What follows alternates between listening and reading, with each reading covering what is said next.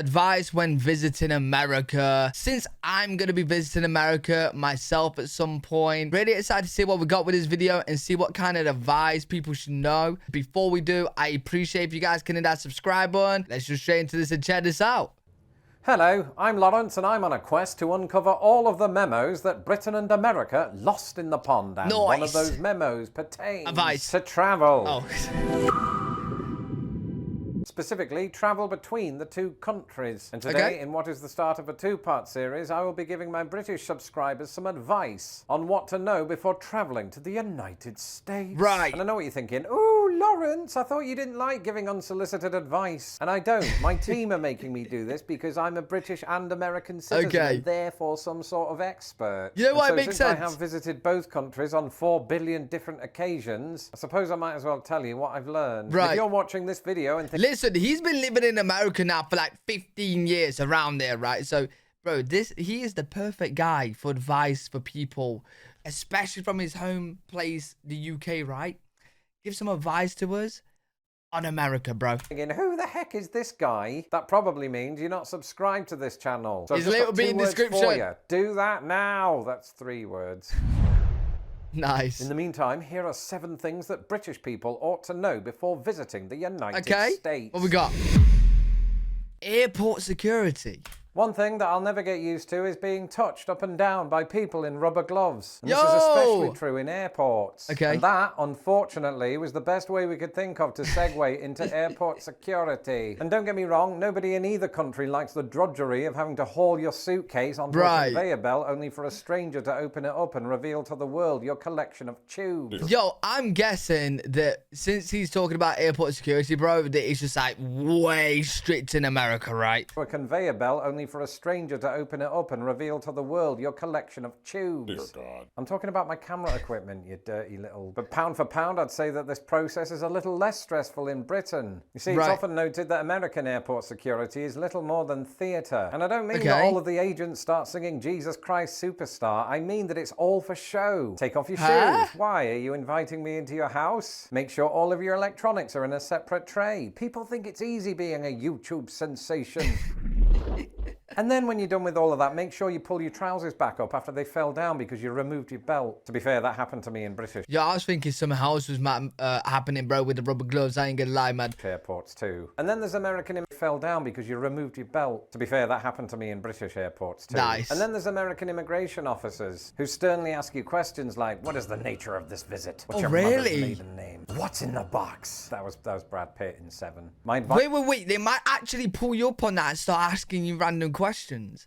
Yo, what if I get them wrong? Would he like kick me back to the UK? Advice to you there is don't panic unless you're Gwyneth Paltrow. Again, it's theatre. Speak calmly, truthfully, and don't forget to project. Not that kind of theatre. Getting People around. say to me, Lawrence, I want to visit America, and when I'm there, I want to see New York City, the Grand Canyon, Niagara Falls for some reason, Texas, like the whole state, and then Disney World. Well, I've got news for you. Unless you plan to be here for 6 months or you own a time machine, that's not going to happen. Because that would be like 10,000 miles of journey time. So when visiting the United States, it's a good idea to pick one kind of micro-region. Yo, then once you've got that... This is like... Everyone's been asking me, like, what are my plans for visiting America? I'm going to get this summer out of the way because I'm so busy. But I don't even know where to start, bro. Because I want to go to that many different places. I need like a couple months. Down, figure out how you're going to get around. Right. After all, I'm sure you've heard me mention before that America isn't as good as Britain when it comes to trains, buses, and broomsticks. Depending on where you are in the country, your best bet is probably to rent a car. Then, of course, you'll have to contend with driving on the opposite side of the road, operating a larger vehicle than you're used to, and having no idea what some of the road signs mean. Either way.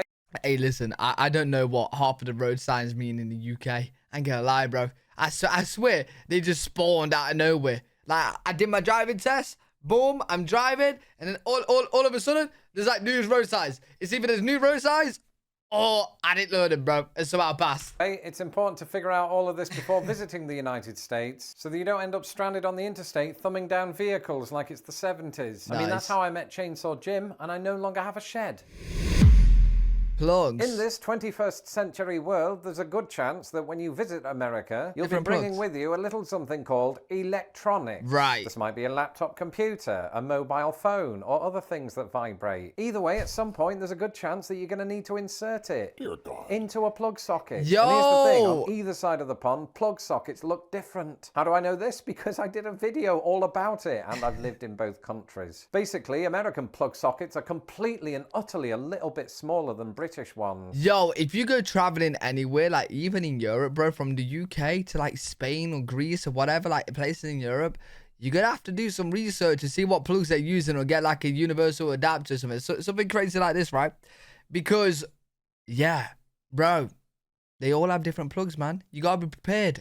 Additionally, while most of them do have 3 holes, some only have 2, and I'm still talking about plug sockets. Why am I telling you all of this? Well, because your British plug sockets will not fit into those holes. Right, you might be thinking, oh no, what am I going to do? How do I edit my videos while on holiday? If you're a content creator. If you're not, then just ignore that example. The point is, just like in your year 9 chemistry classes, there is a solution. Adapters. That solution is a converter that you plug into your plug like that, and then that bit goes into the wall, and then you get the American electricity-ness. Beautiful and now magic. You might be asking, where can we get these, Lawrence? And the answer is simple. On the worldwide internet web. On the subject of purchases, there's one major... Yeah, I feel like this is going to be the one that confused a lot of people traveling to America.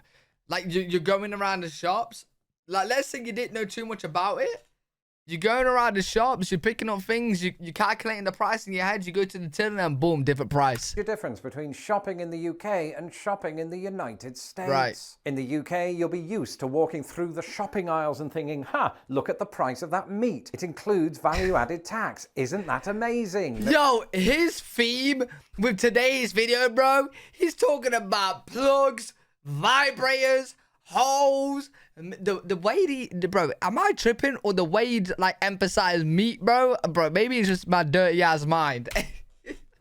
I don't know, but this video theme, yo. Look at the price of that meat. He's wilding it includes out. value-added tax. Isn't that amazing? Nobody actually does that. But that was my way of illustrating that in Britain, the price you see on the price tag is the price that you pay at the till. In America, which is still in this direction, this is not the case. In fact, the reason that I include this is that I discovered it as a visitor myself.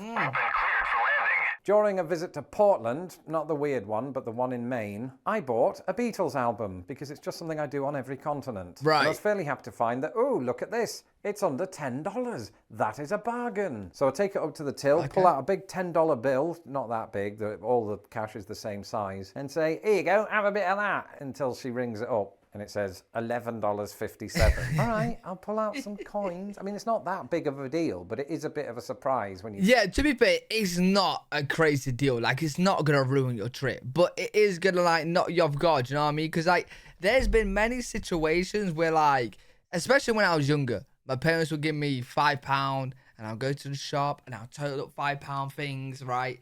Boom, I got 4 items for £5, right? Boom. If I go to the shop and it's over and I got no change on me, you know what I'm saying? I'm only a kid. Bro, what am I going to do? Put one back? I'm going to be annoyed. First do it.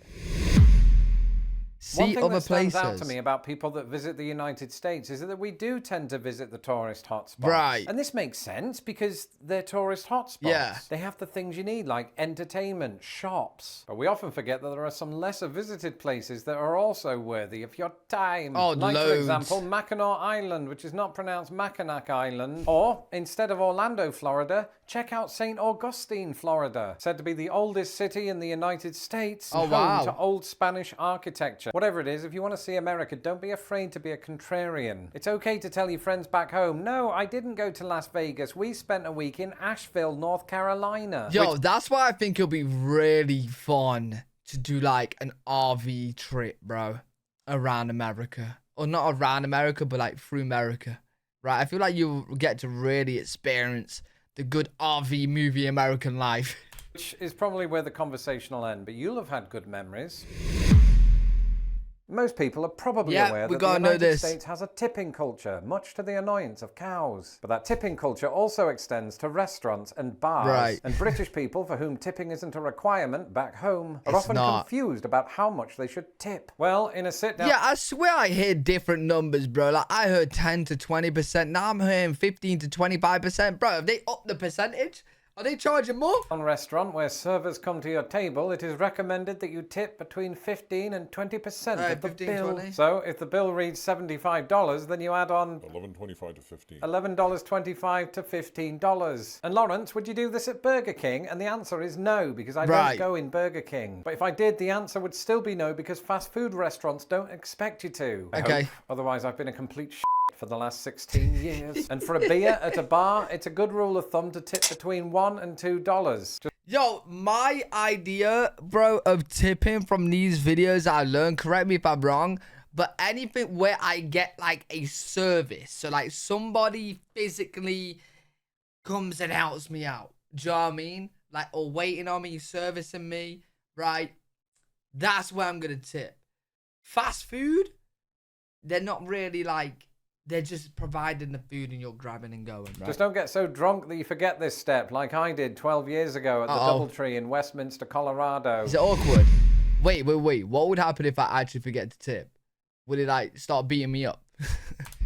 And finally, something that I've benefited from, both as a visitor and a resident of the United States, is this. Some Americans incorrectly assume that I'm smart just because of my accent. And what I'm saying to you is... Yo, you Americans are gonna get a surprise when you talk to me, bro. If you think I'm smart, you can be like, oh, right, okay. Yeah, his accent ain't making him smart. Use that to your advantage. In fact, this is especially true if you do visit the places that aren't necessarily tourist hotspots. Okay. You see, in major cities like New York or Chicago, a British accent is a dime a dozen, to the extent that nobody really asks me about my accent here. But back when I lived in Indiana, they treated me like royalty. But if you come here and say words like tomato... Okay, so if I move to America, which I really would love to, right? I definitely gotta go to somewhere where, like, they haven't experienced many Brits. Because then I could be like King Louis. You know what I mean? I'll be royalty. Bro, you know what? I don't even want to be royalty, man. I don't want to be royalty. But I'll be treated good, right? I'll be treated good. Banana, water. Americans will absolutely love you or think you have a weird diet. Either way, your accent alone is a good icebreaker if you're the sort of person who likes to be talked at. Yeah, and if you're not, then don't talk. Final thoughts. I suppose a bonus piece of advice would be just have fun. America is a very surprising country with very surprising people. I can't wait in fact, to visit. in part 2 of this series, I will be advising some of those people. Yo, I really can't wait to visit. Really great video from Lost in a Pod. Make sure you do go check him out. Let me know any other advice you guys can think of off the top of your head in the comment section. I'd really love to check them out. Also, let me know down below what are your top 3 places I think I should go. I really want to see if I can add any more to my list or whatnot on my little idea board. But yeah, great video. Enjoyed that. Hopefully you guys enjoyed it as well. If you did, make sure to leave a thumbs up, subscribe for more content. I'm live every single day on twitch.tv/L3WG. If you guys want to check me out over there, I'll see you all in the next one. Peace.